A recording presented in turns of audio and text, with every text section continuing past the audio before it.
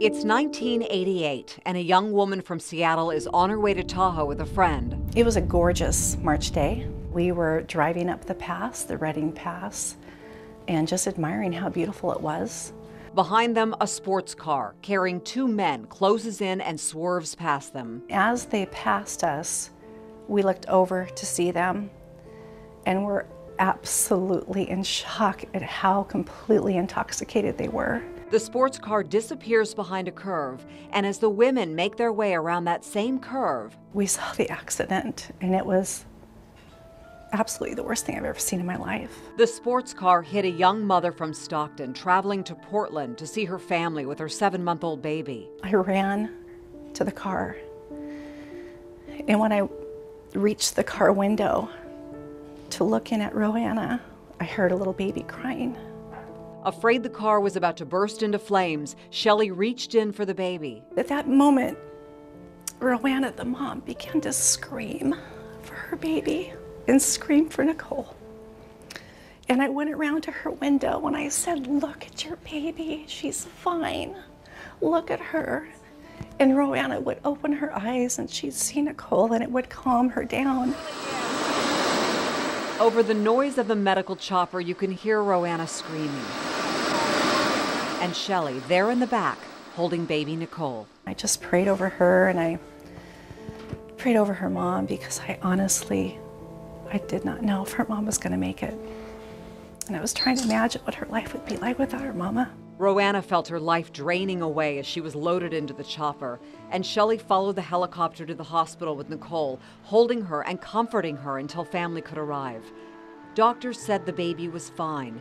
2 days later, on her way back to Seattle, Shelley stopped by the hospital to check and got devastating news about the baby. The baby's paralyzed from the waist down.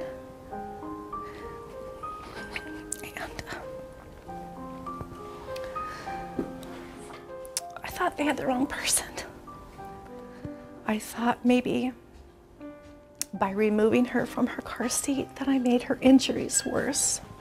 And I left that hospital that day, changed forever. It's a question that went unanswered for 25 years, until one day, while on the internet, she clicked on a video that came as part of an inspirational online subscription. The first thing that appeared on the screen was the name Nicole Farley. At that moment, I absolutely stopped breathing. I could not believe it, and I froze. What she saw was Nicole, the baby, all grown up, with her mother and family, a timeline of a beautiful life and a message of joy and faith. She saw Nicole water skiing and taking trips to other countries, buying a home, starting a business, and in one of the frames was an email address. Shelley reached out. And I said a quick prayer and I just pushed send. And I waited, and there was a beautiful response from her. Gracious, loving, warm. It was everything that I ever hoped for. And Nicole answered the question about her paralysis that haunted Shelley for more than 25 years. One of the things that I really wanted to get across in my email was that she didn't have anything to do with it.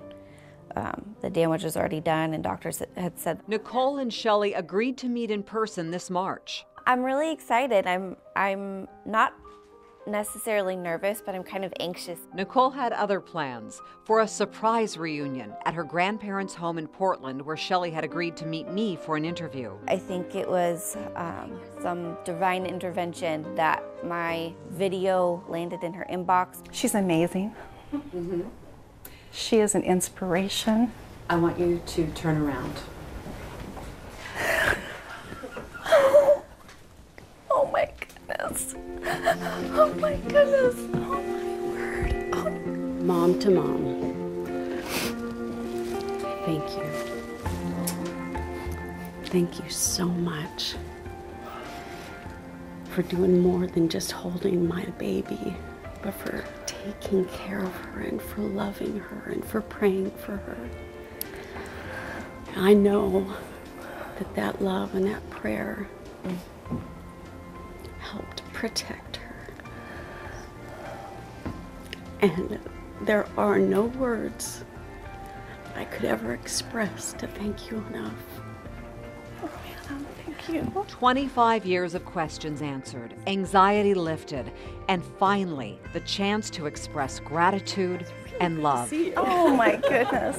For her to have a disability and pursue life with such passion and vigor, and to see her doing things, she's done more things than I've ever done in my life.